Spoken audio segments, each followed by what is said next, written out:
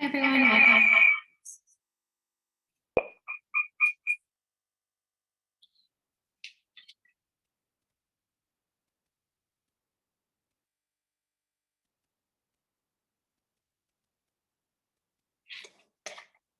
Hi everyone, welcome. Sorry about that moment of feedback. Anyway, thank you for joining us. It's late afternoon here in London, and my name is Louisa Uliet, and I'm curator of talks and events at the Photographers Gallery. We're delighted to be here with you for the Durjoy Bangladesh Foundation's From Here to Eternity symposium, featuring a range of artists, curators, activists, and theorists. Today's discussions are part of a wider program of public talks and special events for the Sunil Gupta Retrospective, which will be on view again when we open our doors later this spring. Today, we've been reflecting on the ways in which LGBTQ+ activism and networks have been manifested across photography and visual culture from the 1970s to present day, looking at the complicated ways they intersect across multiple geographies. Here with us now are Prem Sahib and Allan deSouza in a session entitled Now and Then, Critical Perspectives in the Making, which will be moderated by curator Anna Danneman. They will be giving insight into their practice and views on queer past and contemporary practice. Each presentation will be roughly 20 minutes. Following that, we will move to a panel discussion and later contributions and questions from you.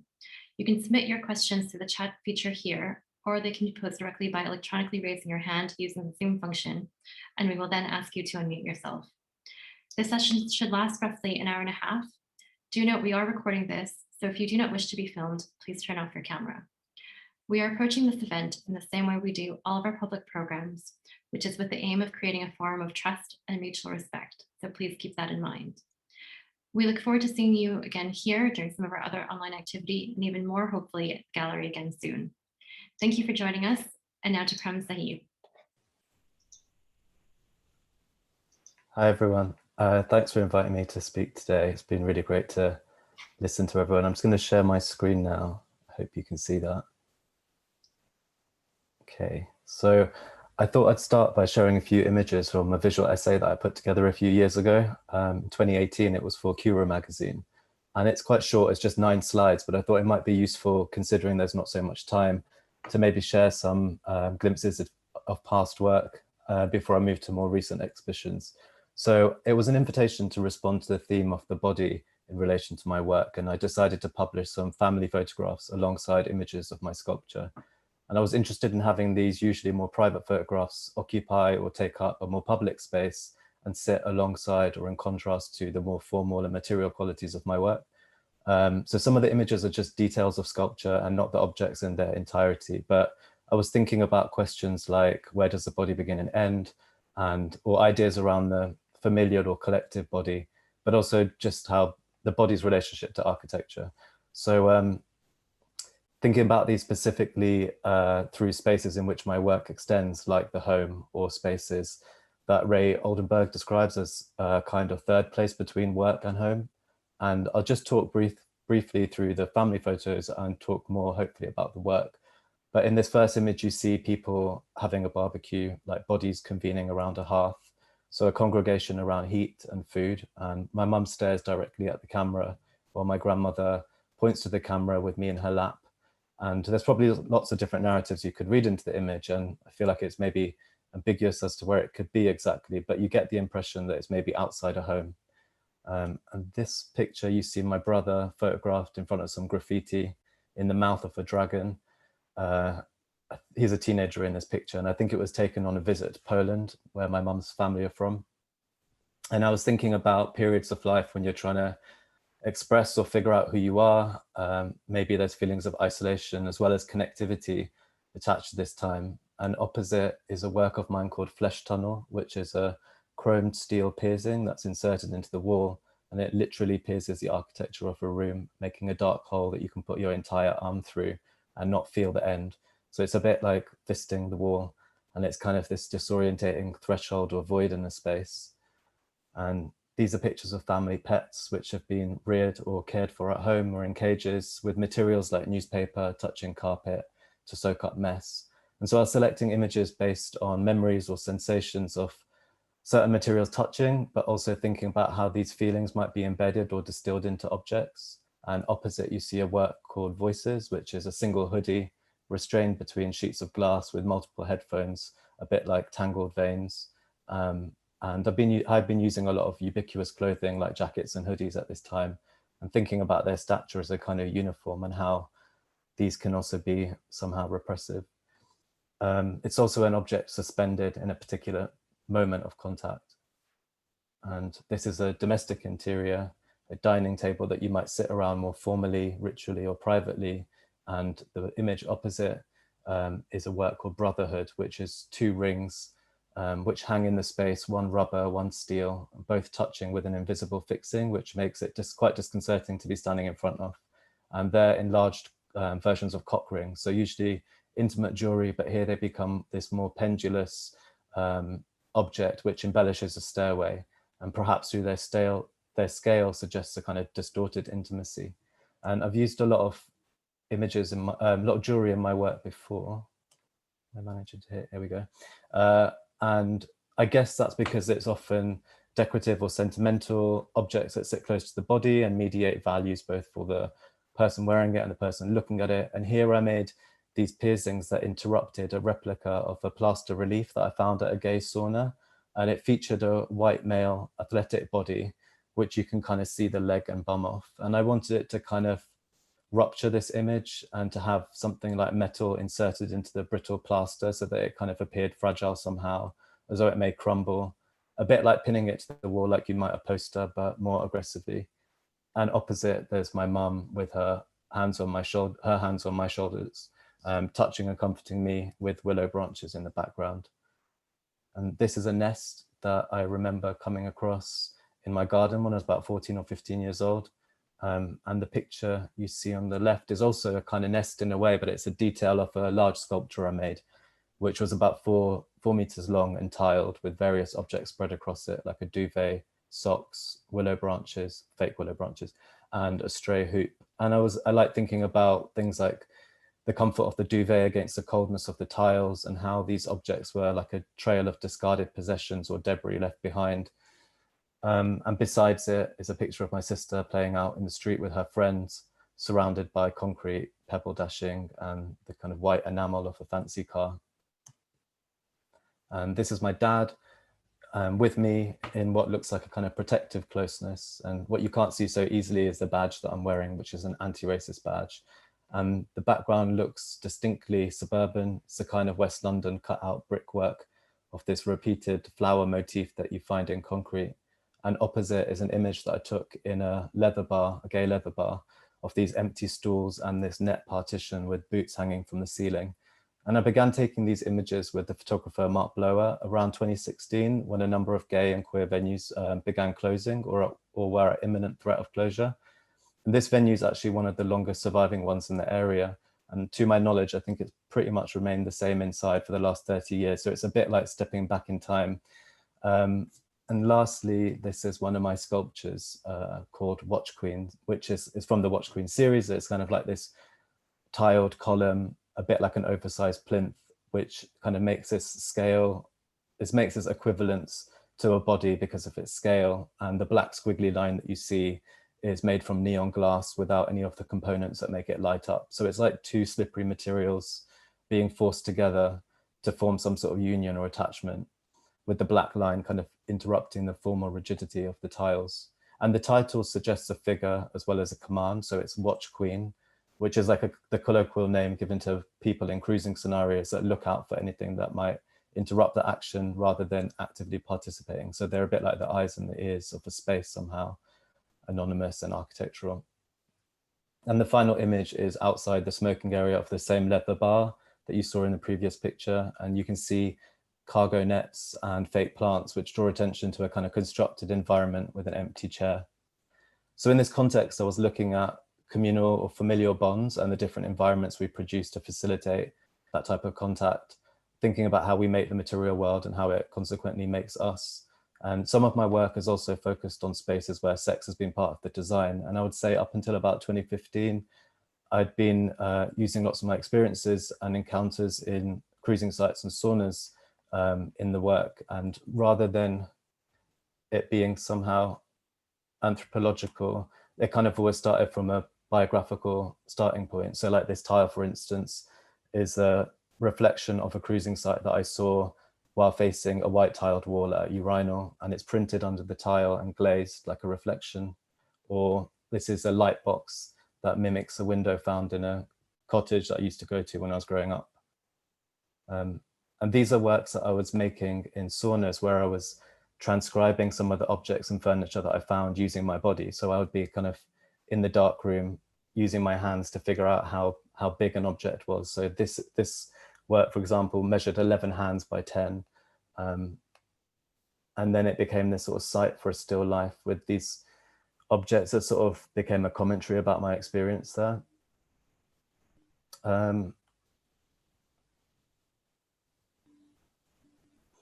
So moving forward a bit, rather than,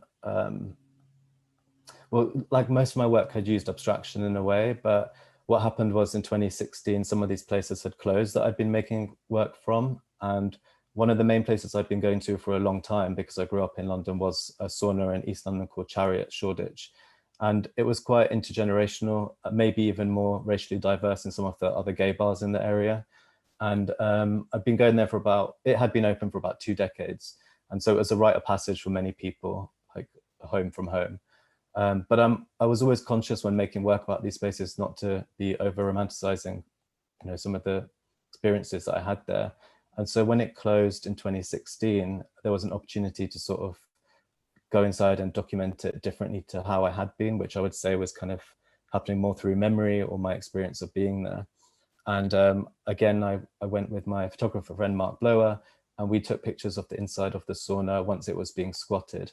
So yeah, it was, I kind of think of these images as slightly different to my work, and I've mostly just shown them online or as digital slideshows in exhibitions, often playing with the kind of orientation of the images as a means of mimicking the disorientation of those interiors, as they're often spaces that are made to escape societal constraints and to get lost in. So some of, like, this is the plinth that you saw as a tiled version. So I would normally be measuring this kind of thing in the dark. So it was quite strange seeing these environments with the lights on.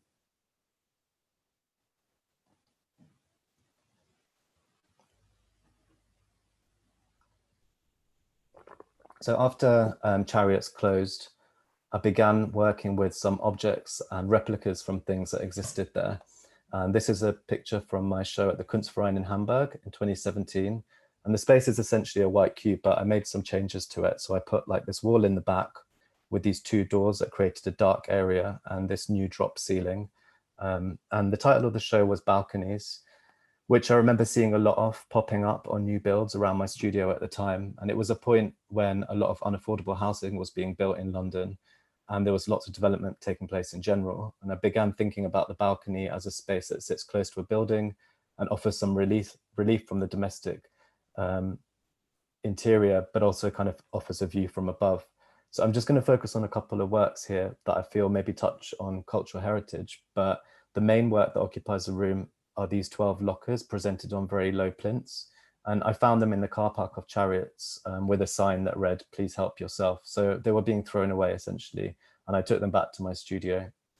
And by this time, my attention had shifted a bit to how these spaces were closing or being transformed because of things like gentrification. And I presented the found objects, the lockers, as artifacts, which were exhibited together as a kind of family, and which collectively, through their material culture, preserved a history of the space and the community that used them.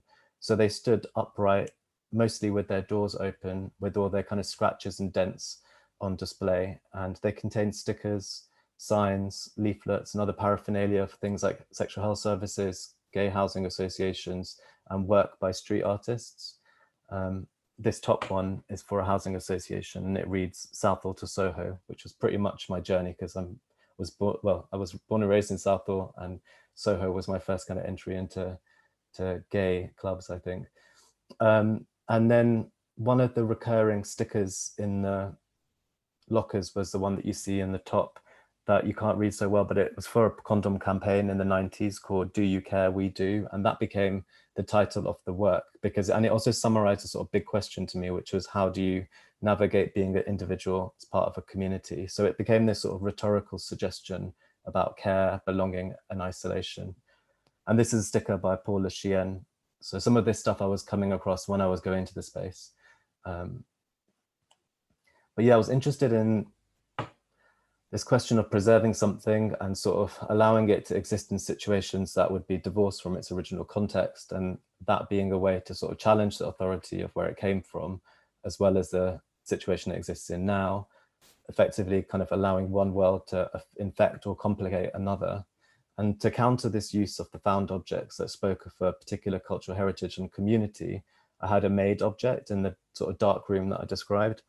And so in contrast to the lockers, I installed this sculpture that was theatrically lit, and it was a replica of my first birthday cake made in rubber and resin.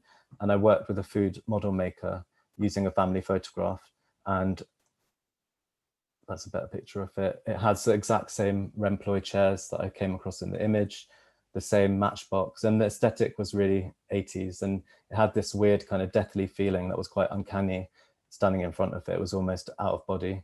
And it included things that pointed to my own South Asian identity, such as my full name, and the table and the chairs were the sort found in a community hall. So the scale of the cake suggested quite a large celebration, which was significant because I was the first boy born in the family. And as a work, I was interested in thinking about this object as something that was made to celebrate my identity before it had really emerged, but also how it was made to be consumed by a community and a family. That's the original picture that I first came across. And then moving ahead a couple of years to more recent work, in 2019, I made a 3-part exhibition at Southern Reed in London, which was called Descent. And I was thinking about descent both as passage through time and space, as well as descent as lineage. And each part lasted 3 weeks, beginning with an installation and a performance, and then a video and an archive. And then it ended on an object response to the earlier parts. But today I'm just going to show you part 1 and 2. So it began with People Come and Go, which was modeled on a men-only gay cruising club in the neighborhood of the gallery. And it was an installation that took over the whole space. So it was quite immersive in a way. Essentially, I'd constructed a parallel version of the club, which anyone could enter and which meant viewers were literally transported elsewhere. So the gallery door was left ajar, and when you walked in, you were confronted with a corrugated steel wall, which led you down a narrow corridor towards a small tunnel space. And I put in a new tiled floor, lowered the ceiling, and added different lighting. And by remaking this environment, I was trying to question something about my experience of, as a person of color, moving through these predominantly white and gendered spaces. And I wanted to address some of this more confrontationally, perhaps because of my own experiences of racism on the scene and how I was thinking about my gender identity and expression. And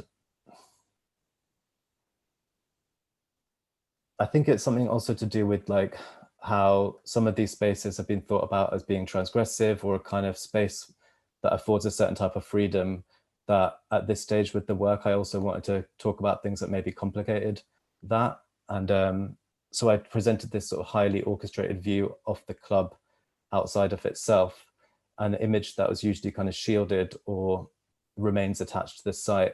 So beyond making the exact environment, I also used a performer of a specific demographic. So depending on when viewers came to the space, they may or may not also come across a white male performer that appeared to be passed out or sleeping.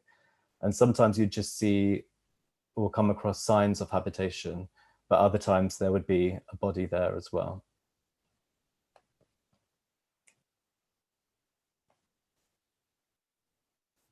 This is an image of the work outside of the studio, just so you get a sense of how, outside of the gallery, sorry, just so you get a sense of scale. And so then 3 weeks later, if you came back for part 2, the installation had gone and there was just a vitrine and a video work. And the video was shot on the street that I grew up on in Southall, which is a suburb of West London, which has a large South Asian community.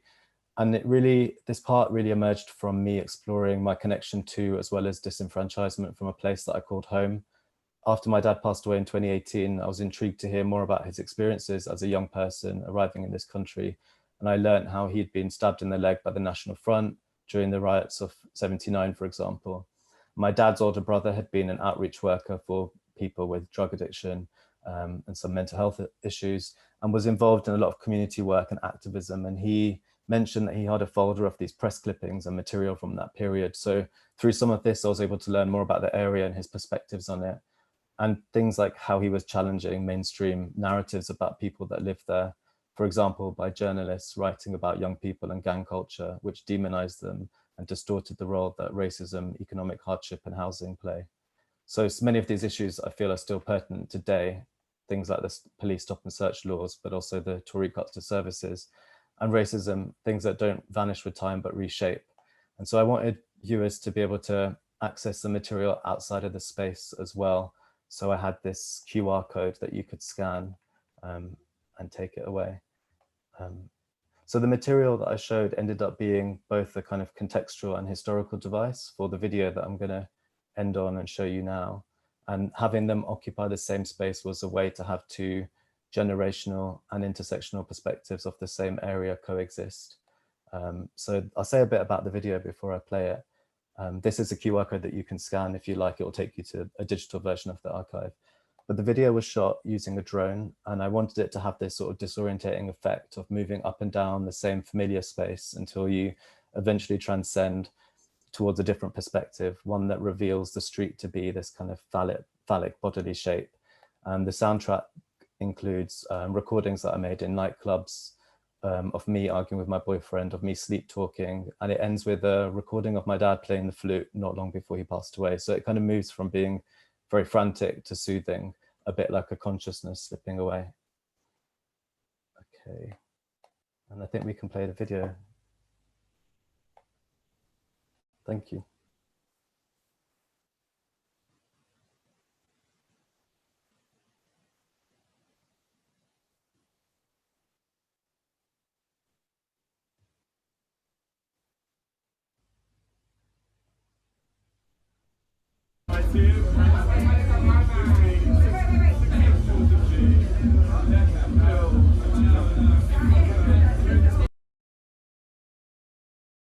Thank you so much, Prem. And now over to Allan.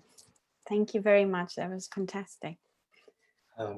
Thank you, Louisa and Anna, for the invitation to be here. It's actually such a treat for me just to be sort of reconnecting back, especially with Sunil's work, and to become more familiar with Prem's work.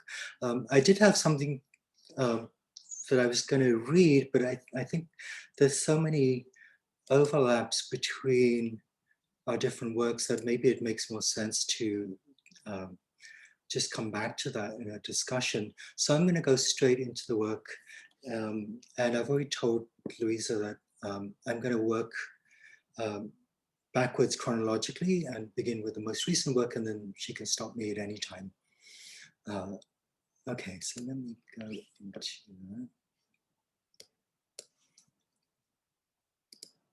that.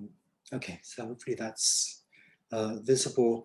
So this is actually, it says 2018, 2019, but it's one project within two related, or part of two projects within one larger body of work. So Elegy from Futures Past. And this is following the death of my father, also in 2018. And after he died, I photographed the same location every day for a year. And the two related projects are, so I think of them, certainly there's an exterior and there's an interior. So this is the exterior location shots. And I think of them more broadly as exteriorities and interiorities. And I think of representation, something that Prem brought up also as presentation in the way that we think of gender presentation, gender performativity. So I'm going to give you a few, these are just arranged as grids of 30 more or less a month. And so there are 12 of these. I'll just give you a few examples. And you can see, it changes over the year. So you actually, what you're getting is a kind of calendar of a sort of ecosystem, actually.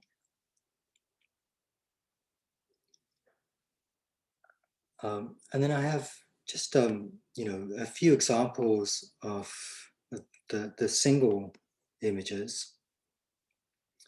And I wanted to photograph something that's actually out of the frame. So, what you're seeing is the reflection of the tree in water. You don't see the tree itself.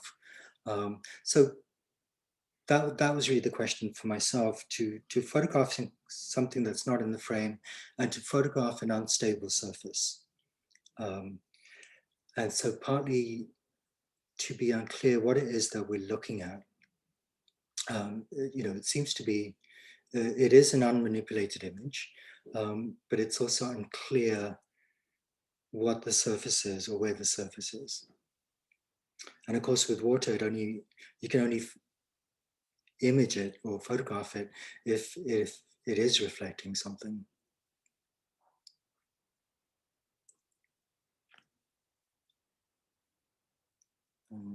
Notice the little egret standing in front of the tree.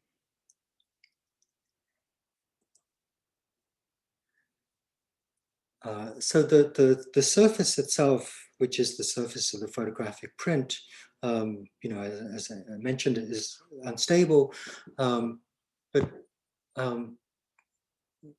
hopefully as viewers, there's a little bit of a delay in reading what the surface is and what the depth is, what's above and what's below the surface. And in that sense, where the tree is.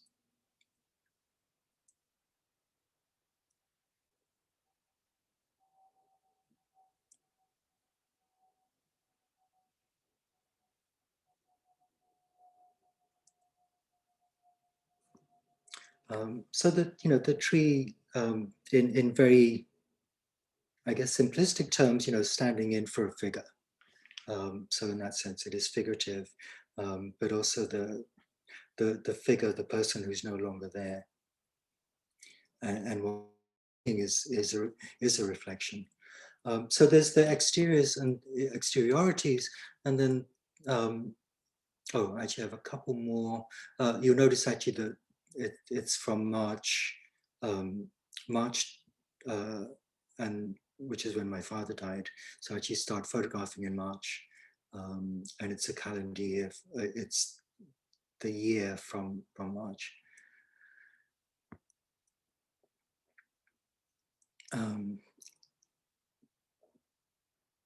And yeah, so it ends in March. And then these are the interiors or the interiorities, and they're based on photographs I took in my dad's apartment after he died. And so, this sort of mass of accumulation of stuff. And I really think of them as a kind of informal archive. And I was interested in then how does one narrate a life through the material culture that remains. So I do think of them as, highly narrative. So let me show you some details.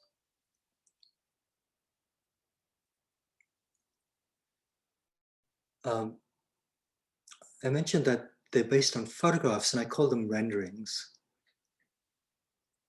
rather than photographs. And you can see when you get up to the details, it's actually unclear what you're looking at.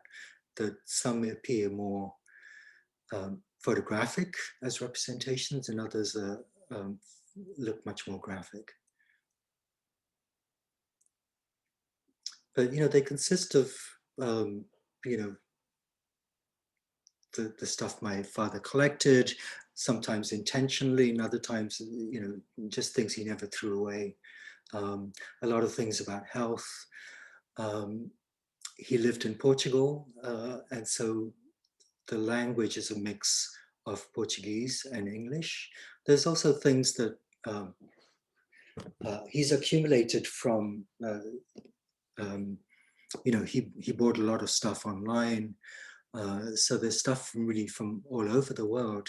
And so it also shows the kind of the circulation of trade goods, essentially. But I was interested in how they create a portrait of a South Asian male of a particular generation, and with a very particular history. My family's Goan, so there's a historical reason why he then he's living in Portugal, since Goa was a Portuguese colony. And you can see there's photographs in there of my father, my mother, but these are photographs from before I was born, so they're as individuals that I never knew.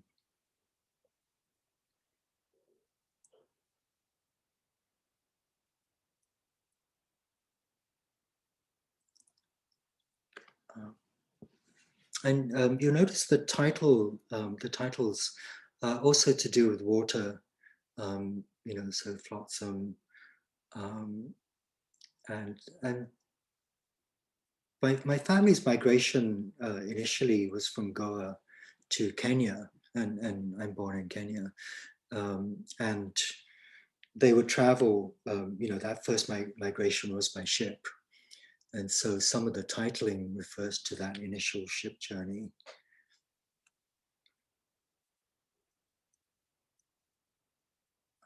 And again, here's some details. And there again, you can see photographs. That's their wedding day. There's my mother.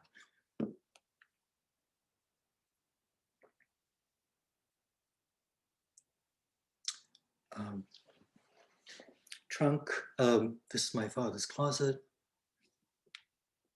And if I show you the detail, you can see that it can't be a photograph. It certainly looks more like painting when you get closer, but also that the clothes is sort of hovering. There's no hangers holding them up. So they take on these sort of spectral bodily forms.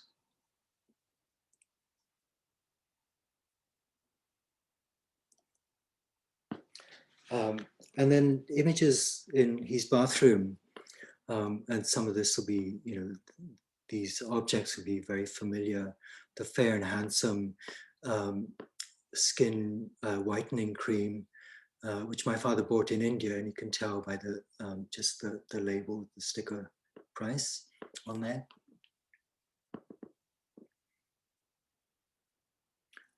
So these are, really things for maintaining the body, for cleaning the body. Is a detail.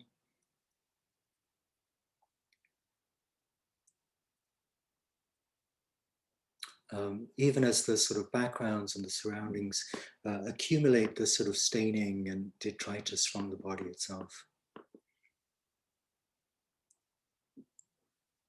This one actually is still in progress. It's one I'm doing at the moment.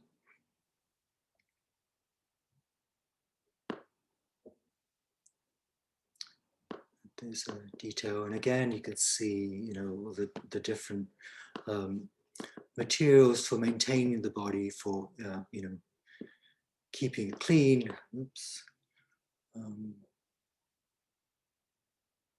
As well as materials for keeping the bathroom itself clean.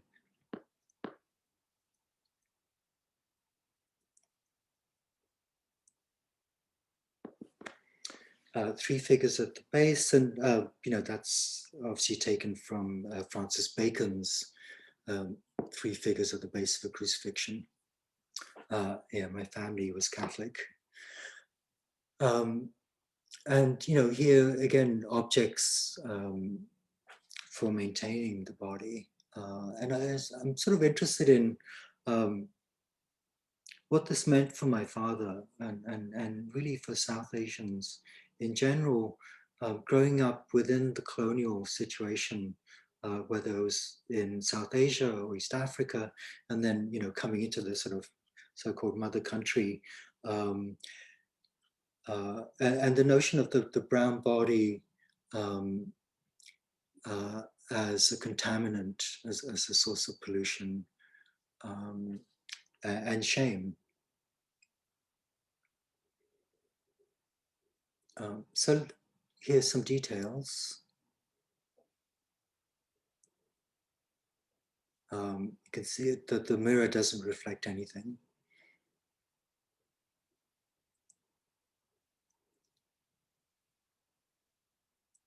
And I want to just sort of expand on some of those ideas with sort of early work around these questions of shame, around the sort of the body as contaminant, the brown body is contaminant, and its relationship both to the sort of spectrum of beauty and ugliness. So this is the Scratch series from 2007, and it's a series of hairstyles of American blonde actresses from different decades. So, you know, Mae West, Marilyn Monroe, Farrah Fawcett, Pamela Anderson. And you can see actually, and again, when you get up closer, that it's made up of, it's my fingernail and toenail clippings. And the background is my beard shavings. And so typically viewers kind of think that, you know, they, at a distance, they experience these as sort of beautiful objects, and then as they get closer and realize what it is they typically experience a kind of revulsion. And I was interested in that that affect, which is so related to distance and proximity, of how close one gets to bodies, where one's affect completely switches.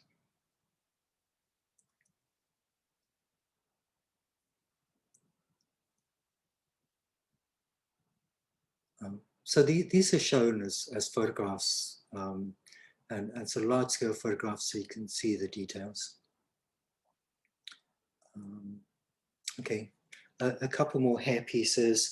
This is a performance done in South Korea, and where I'm serving the drinks at an opening for another artist. And Korea does have substantial numbers of migrant workers, mostly from China, but also a lot from South Asia, particularly Bangladesh, Sri Lanka. And so people made the assumption that the gallery had hired a migrant worker to serve the drinks. So I'm dressed all in white, I'm barefoot and not speaking, and I don't speak Korean anyway. And I'm serving the drinks throughout the opening. For the most part, not making eye contact and just being deferential. And then at some point in the opening, I sort of gather the remnants of the drinks and fill a basin in the center of the gallery with them. And with that liquid, I proceed to shave. And then refill the glasses with the shaving water, and then continue serving the drinks, serving that to the viewers, and really to, in a very Catholic gesture, to directly offer the body whose labor they'd previously accepted. And again, bring into question these, in some ways, testing the audience's own responses to the brown body.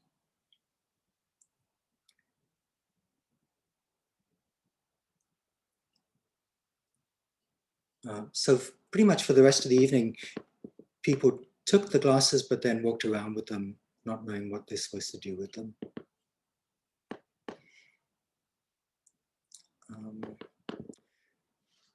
So this is, yeah, going back to 1999, a performance with the artist Min Young-sun, my two children and myself. We're traveling across Europe actually from Paris down to Lisbon, where we had an exhibition.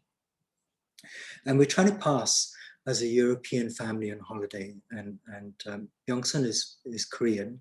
She's not the mother. And so we don't look like each other, and we're only unified by the wigs. And then we ask people, locals and tourists alike to take our photographs in the way that one did, pre-selfies. And it really was to bring attention to what constitutes public space and who's supposed to have access to it. And then also, as different kinds of Asian, what it means to be sort of hyper-surveilled within these public spaces, and at the same time trying to avoid that surveillance and of course failing miserably.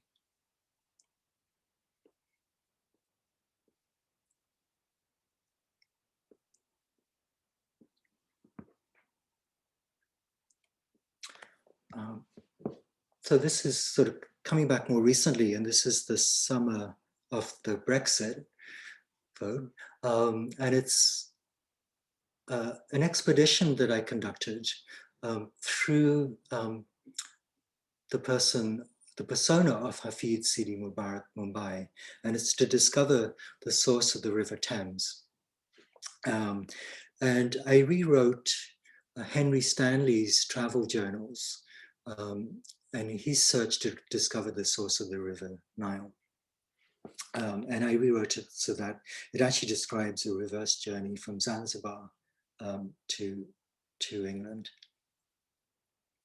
So I kept his sentences, his grammar, but just changed the descriptions so that they applied to England. And this is Hafid. And I took this photograph of Hafid in the National Portrait Gallery in London. And historically, the person is Major Musa, who worked for the Salvation Army. And I sort of tried to recuperate him. Rather than being a major in the Salvation Army, I gave him this other role and changed the spelling of Salvation. And I'm having him stand in front one of the expedition maps of London. This was the gallery installation with the base camp in the center, and then different maps and flags and so and texts on the wall. You see the base camp is powered by this rowing machine, which can be plugged in, and viewers can put their feet into the boots, and the boots can be plugged into the power source, so they're sort of electric boots. But it's all made of duct tape.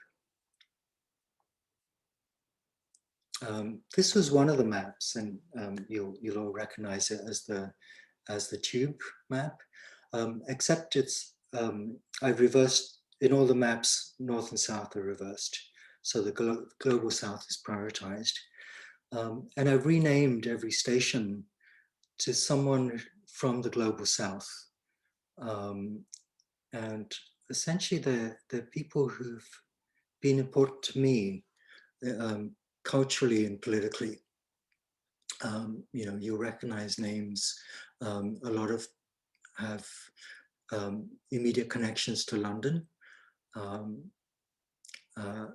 There's Stephen Lawrence, Polystyrene, Khadija Saye. Let's see who else is London associated. Aubrey Williams.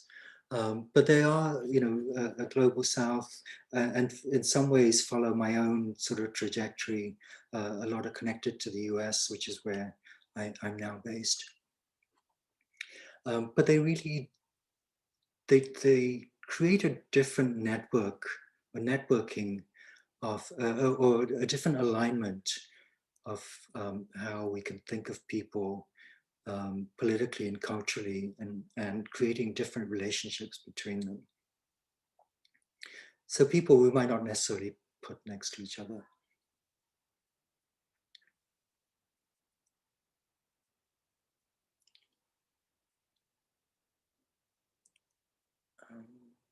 there's Donald Rodney, Rotimi Funny Coyote, next to Stuart Hall, FN Souza,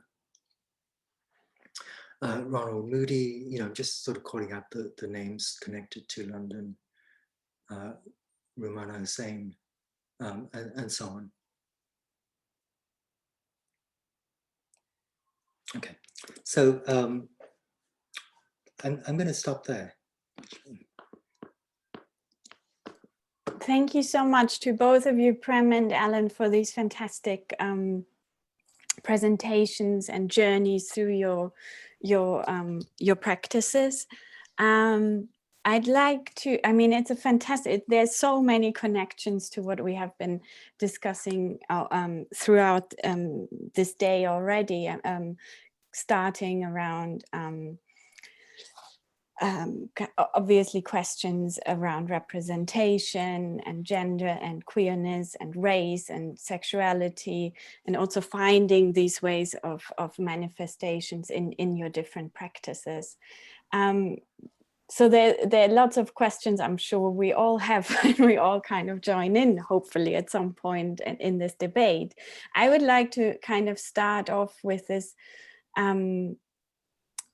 We had, from the morning on and now in your practices again, there is this kind of idea of the personal being political and the political being personal, and this kind of whatever they are in your practices, there's also this idea of activism and kind of this political sense. Is that differentiation something that you still find, that you find quite useful in your practice? Is that something that you think about? Or is that something that kind of comes more out of the world that you observe, if that makes sense? I start? Go for it. Yeah, I tend not to make those separations between the personal and political. For me, there's no separation between that. I also negotiate. I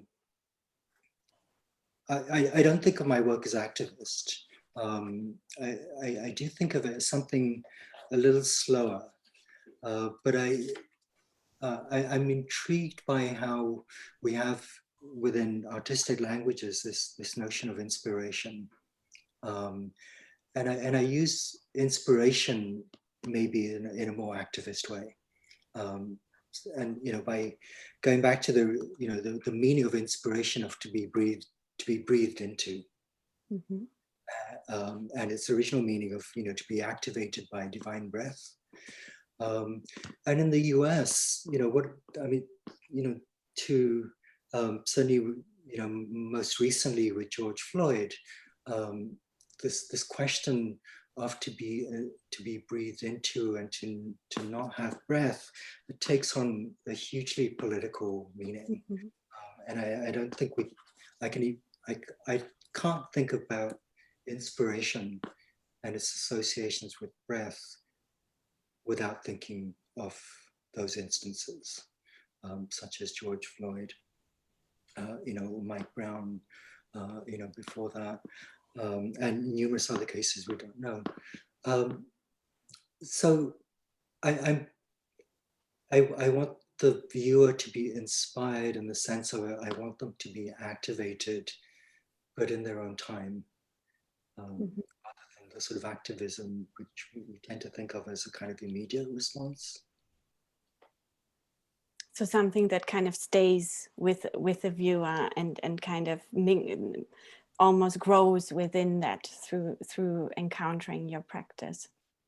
I think so, because part of how I work is that there's a kind of, I want there to be a kind of deferral of judgment on the part of the viewer. Partly that I don't want them to know what they're looking at, or at least not immediately. So in the way that I talked about those first images as renderings rather than photographs, so it's, as the viewer gets closer to the work, it actually reveals itself differently. So there's a kind of time a temporal element Mm-hmm. to how the work reveals itself. Prem, did you have some thoughts Yeah, around? I mean, a lot of things echo what Alan said. I do find the personal and political to be kind of inextricably bound in my work. And so I feel like, I always feel like some of the politics are sort of implicit to it.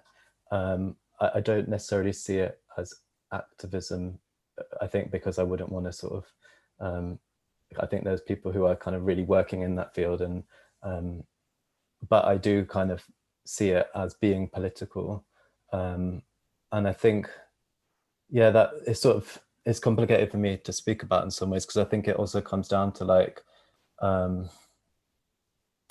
representation, how that exists in my work, and how that's changed within my practice too. I think because in the past, maybe I haven't wanted to felt limited by the politics of representation, and abstraction became a sort of tool for me in a way of sort of refusing the power of visual taxonomies that kind of regulate people, and thinking of the human figure, for instance, as kind of inescapably culturally marked.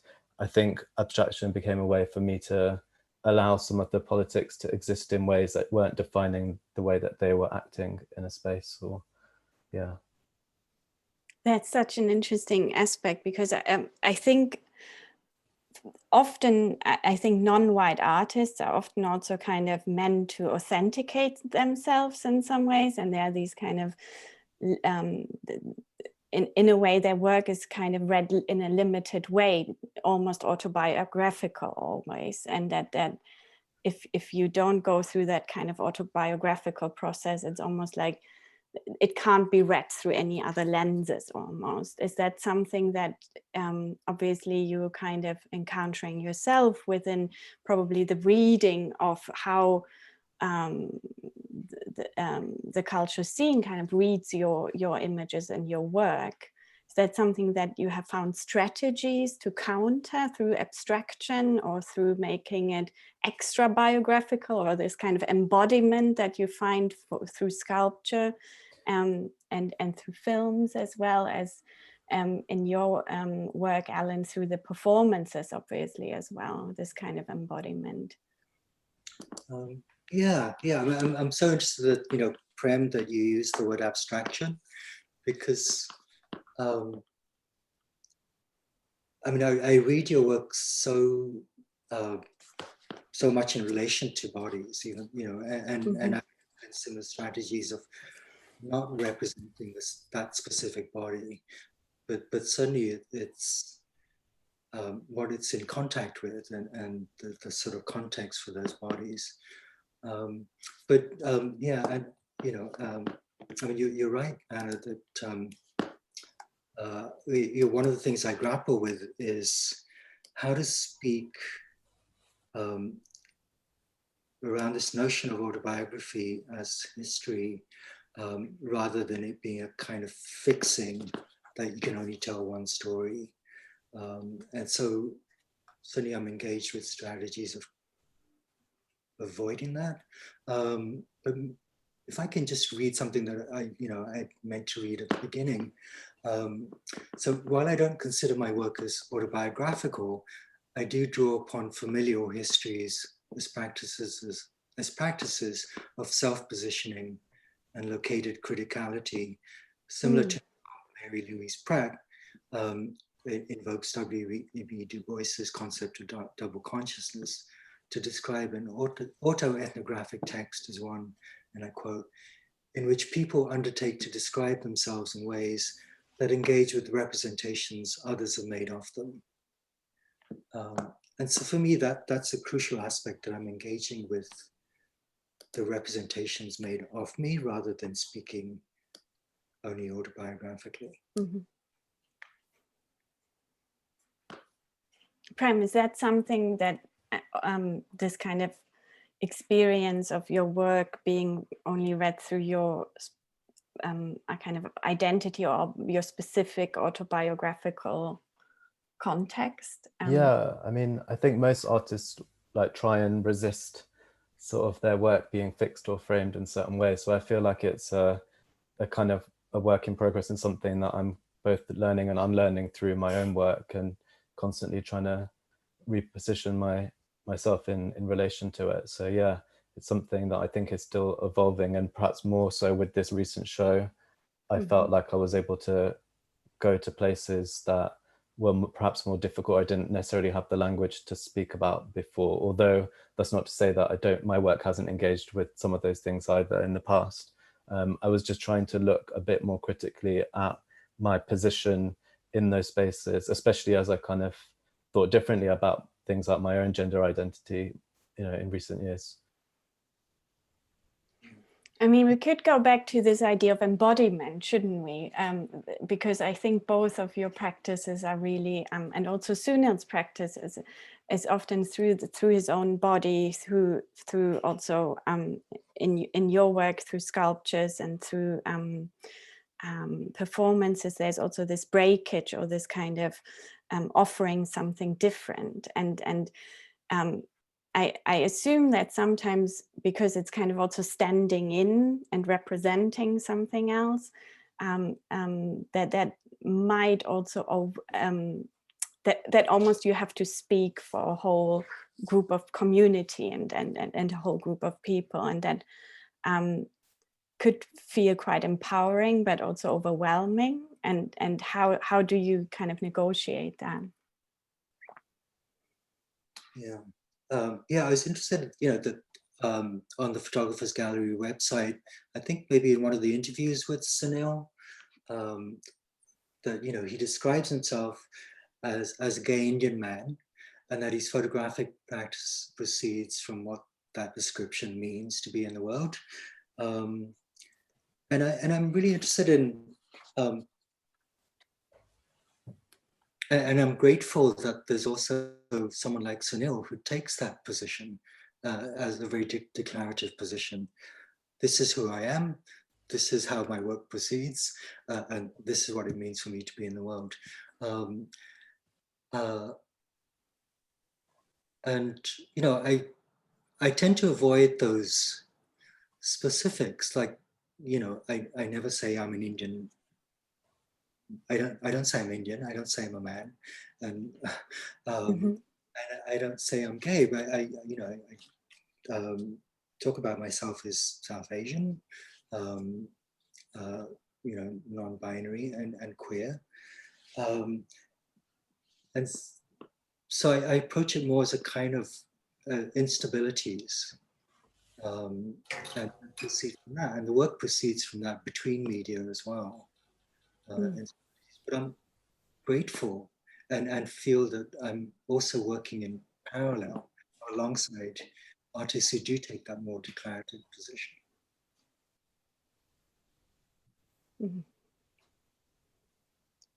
Prem, do you have any thoughts around that? Yeah, no, I was just thinking as Allan was speaking about kind of, but equally the importance of representation, which I think definitely in Sunil's work has been really meaningful to me, to see other kind of queer brown bodies. And I think because I was listening to a conversation between himself and Fiona recently, where I think Fiona mentioned about photography's pathologizing potential versus its positive political potential, and my mind was just going there to how you kind of straddle that line between visibility and then also kind of not being trapped within other people's frames. I guess that links also to the kind of something we had kind of touched base on just before we came kind of live, and we talked about this idea of finding the spaces where this work, where these bodies and people can exist, and also where this kind of openness exists that isn't this putting oneself into a kind of a kind of category that is fixed, but maybe that is a bit more open and a bit more playful. And in Sunil's work, obviously, there's a lot of finding these spaces, capturing these spaces, but also founding them. So this idea that through his practice, he also became one of the founders of what is now Autograph, that he had to, alongside of course a lot of other practitioners, actually establish these spaces in the arts and the cultural sphere to be able to be presented and to have that, take that space up. Because maybe the established institutions didn't have the language, didn't have the tools to understand, and didn't have the willingness to actually go there at the time. But maybe either, I don't know how you would see that today in the kind of cultural industry. Are there these spaces? Are there these, do you think that there's still that need to establish them? Oh, absolutely. Yeah, I mean, like Sunil, you know, I was working in London in the 80s as part of the Black Arts movement. And yeah, I mean, I got into writing and a little bit of curating because no one else was doing it. And, you know, I'm saying no one else, the you know, very few people, you know, the artists that I was associated with were also writing, were also curating, because they felt like no one really was paying attention to the work that they were making. We also went through a kind of education where we certainly had no faculty that looked like us. And so education work became hugely important as well. You know, and I think that, like, all these things are still continue. You know, they haven't opened up sufficiently. There are sort of occasional waves when things do open up, and then they close down again. And there seems to be this sort of 10-year amnesia cycle.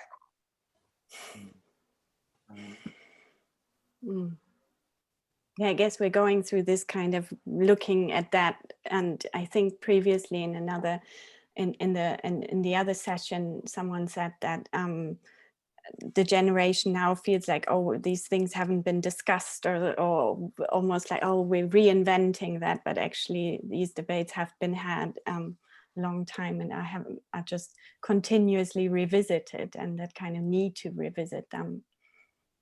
Prem, did you want to add anything? No, I was just thinking as well about kind of having those conversations with family and like, not, you know, outside of academic situations as well. And I think maybe that's been something I've been trying to merge with some of my work, kind of, and try and look back at my disenfranchisement from certain places and conversations. Or when I spoke about the histories of learning the histories through my uncle, you know, I also questioned why some of those things had been so difficult to talk about, and the sort of traumas related to that time, and how it's so important and valuable that we have voices like Sunil's, because it's like, you know, I have some of those close experiences. My family had some of those personal experiences, yet they weren't really communicated to me in a way.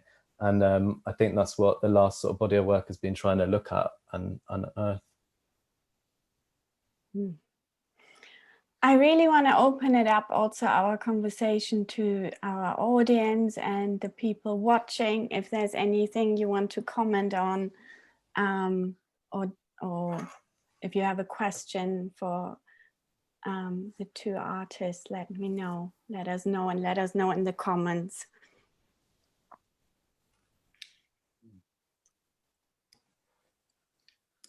All right, then I think we answered everything. I mean, if you want to add, if there's anything that, I think our time is almost up as well. So Louisa, do you want to bring in a few more voices, or what? We can give it 1 second. Yeah, just because I remember in an event with Mason Lever-Yap, Mason said something about just leaving things be silent, so people will feel confident to contribute. But, anyway, Fiona Anderson has just come in with a question. Anyway. Oh, there's a question for Prem. I'm interested in the introduction of sound into your work more recently. Yeah, a lot of those sound samples have been things that I've recorded over the years. So it was only in this recent work that I began to use them, but some of them go back as far as like 2014, I think. So I had been keeping a library and sample of these things, but yeah, I haven't ever used them really in the work in that way before. Yeah, often, I mean, some of the recordings were outside clubs as well, so it's sort of maybe where I tried to kind of respect ideas around public and private in the same way that I hadn't sort of photographed or tried to document clubs, like sex clubs, covertly. I think recordings maybe became one of those ways in which I felt like I could take a document of a space without really encroaching too much on some of those issues. But the recordings also quite spatial, you know, they sort of take you on a journey, and I feel like that's what I liked happened with the video work, which was so repetitive visually.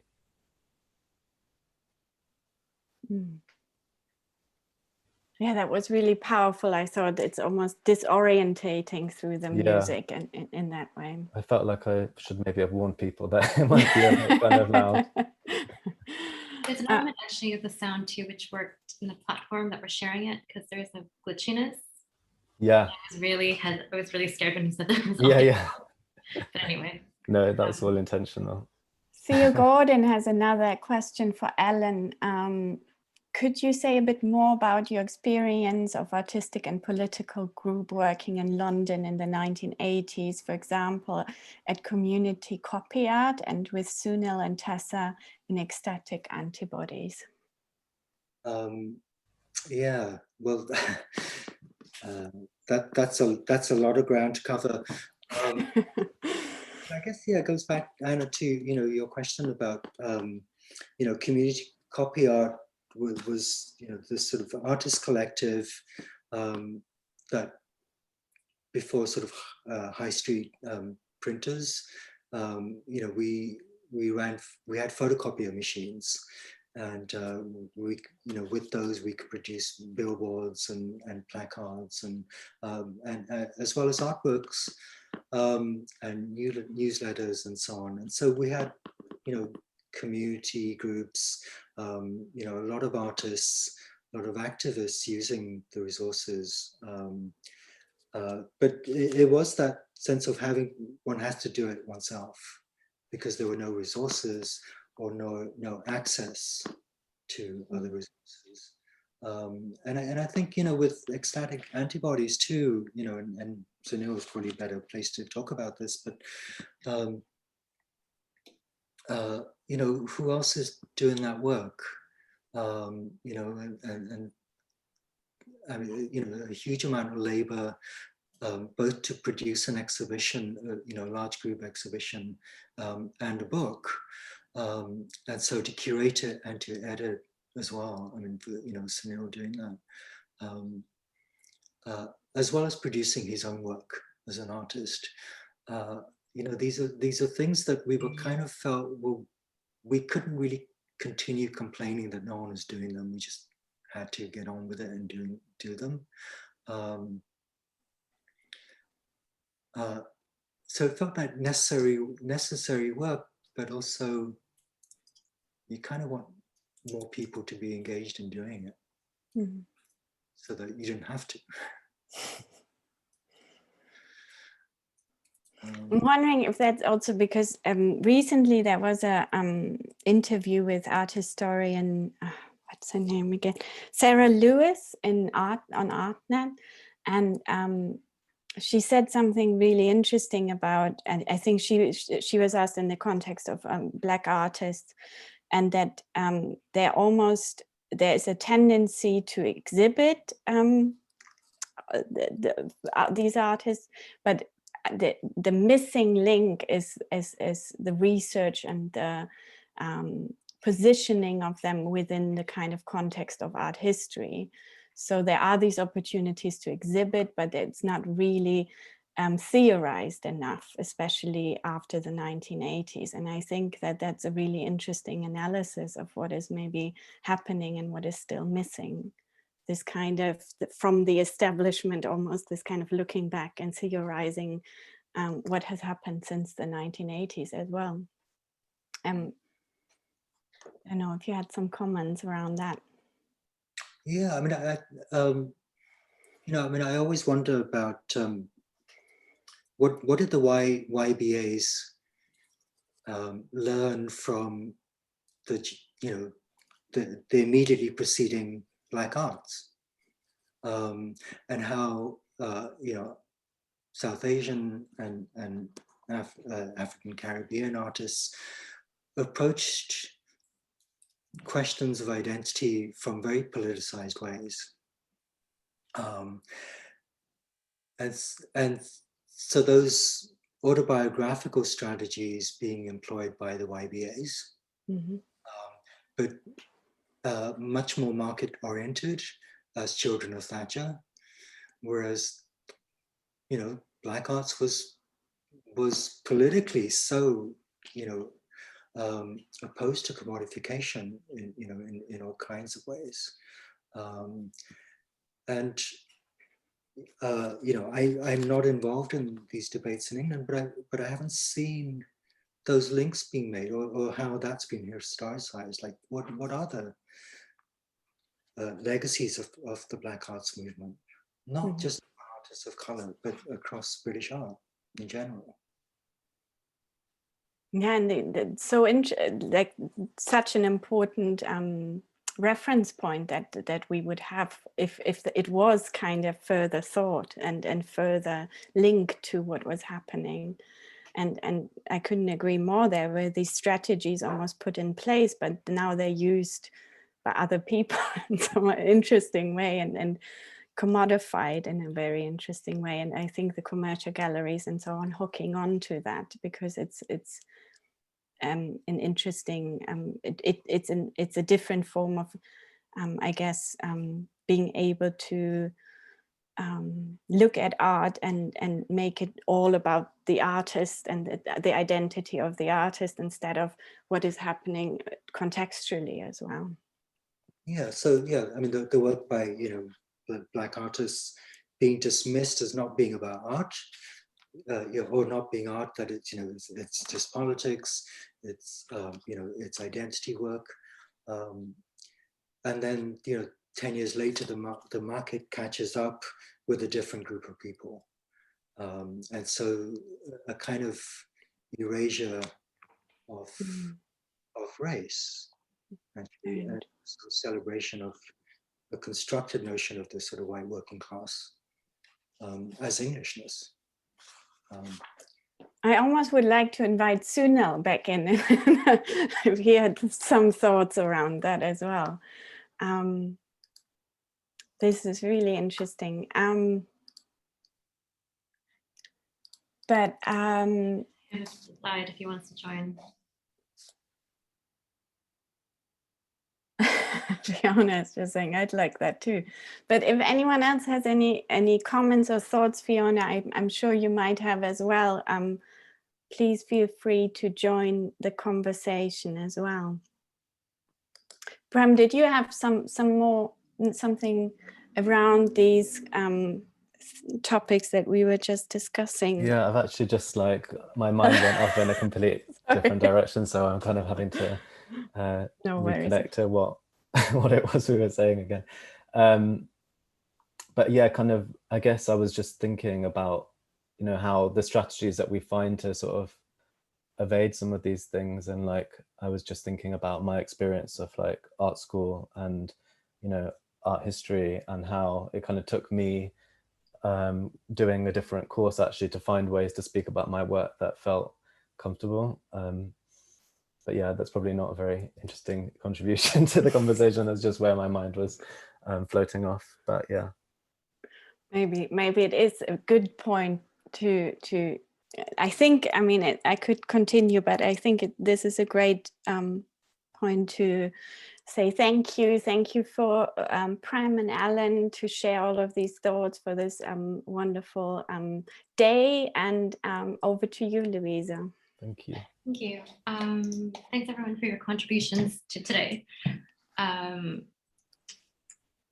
Prem Sahib and Allan deSouza and Anna Danneman for the last session, and all of our other contributors, and of course to Durjoy Bangladesh Foundation again. Lastly, to you all, especially those who made it through the whole day with us.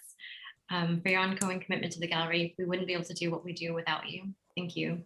It's been such a rich and thoughtful day with reflections and insights on topics ranging from notions of health and care, illness and grief, the implications of queer liberation in relation to familial disorientation and diaspora, and the role of photography and activism.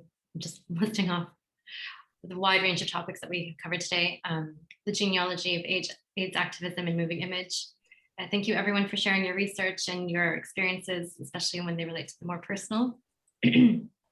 All of this is available for rewatching on YouTube and on our website. Anyway, I hope you're all okay. Please check our website for information on updates on forthcoming program. And thank you again, and see you hopefully at some of our other online activities soon, and even more hopefully in the gallery. Enjoy the rest of your Fridays, and thanks for spending time with us. Thank you all. Thank you very much. Thank you.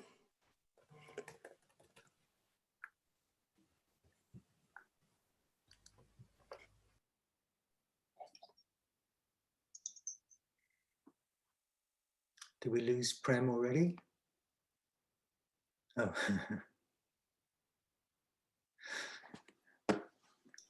Maybe. Yeah. Sorry. To thank him again, but Oh, Louisa, what's that? It's just having two different computers, but yeah, Prem's gone.